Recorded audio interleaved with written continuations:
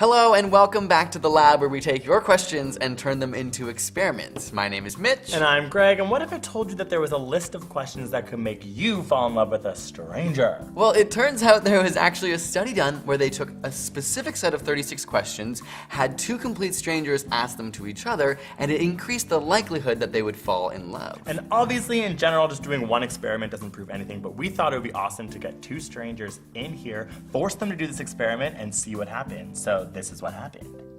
My name is Cam and I'm 24. My name's Emily and I'm 22 years old. I'm nervous about today, to be perfectly honest. I really want to see if the study works. I think it'll be, what if we hate each other or we don't like what we're saying? I think it'll be cool to see if it's effective.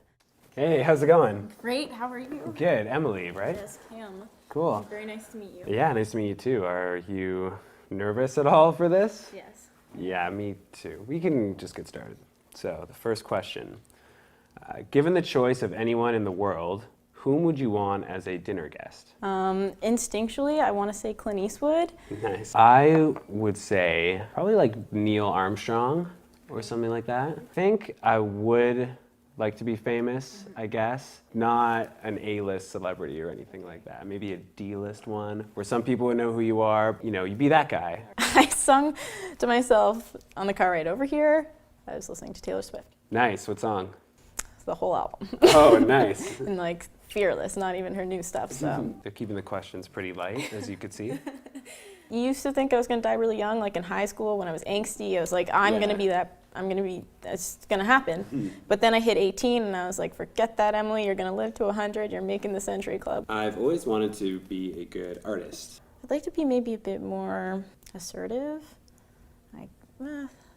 Maybe not too much so, though. I don't want to push people into doing anything they don't want to do. My most terrible memory was the morning my sister called me to tell me that my mom had had a heart attack. Yeah, she's okay.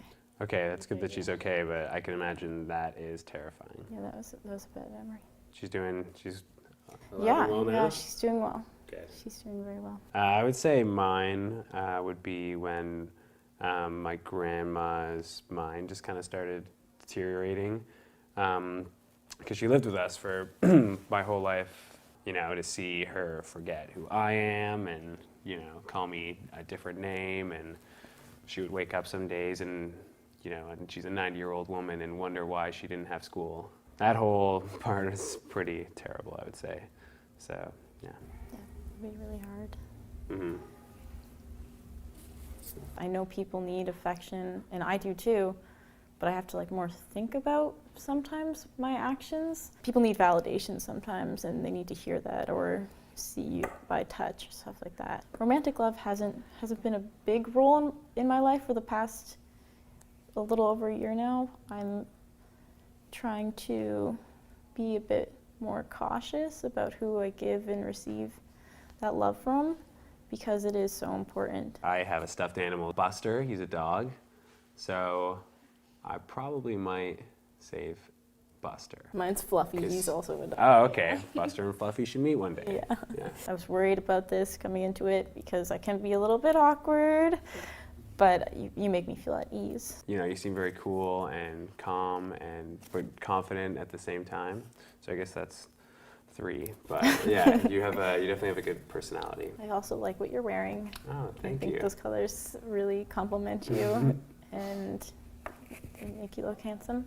Cool, thank you. You're welcome. I like your face. It's a nice face. Your face is very symmetrical, which Nice. is something we subconsciously look for, but because I know that, I consciously look for. I say like a lot, like this, like that, but you're very, very well spoken. I actually swear all the time. Nice. I'm trying really hard. Shit, fuck, all right. Curse like a sailor? Yeah. It would be nice to have someone that you could literally say anything and everything, and they would still like you and respect you and not think you're a big weirdo. You have a very, very nice smile. I would definitely make out with you.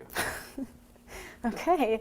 Yeah, I was kind of thinking about that, on our break. I was like, yeah, I would definitely make out with him. Yeah, I think he's pretty attractive. We have a lot of things in common, and I like what I like, so it's a good thing. I think it's a good thing that, we can have a lot of stuff in common.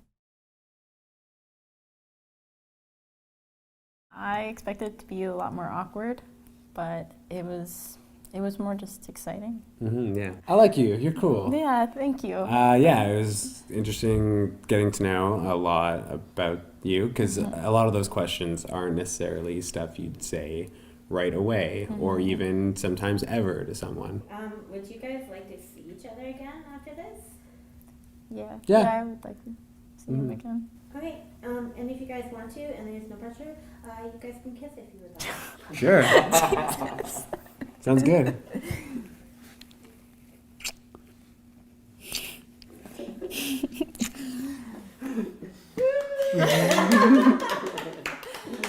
Good job, you guys. So maybe we'll follow up in like a few months.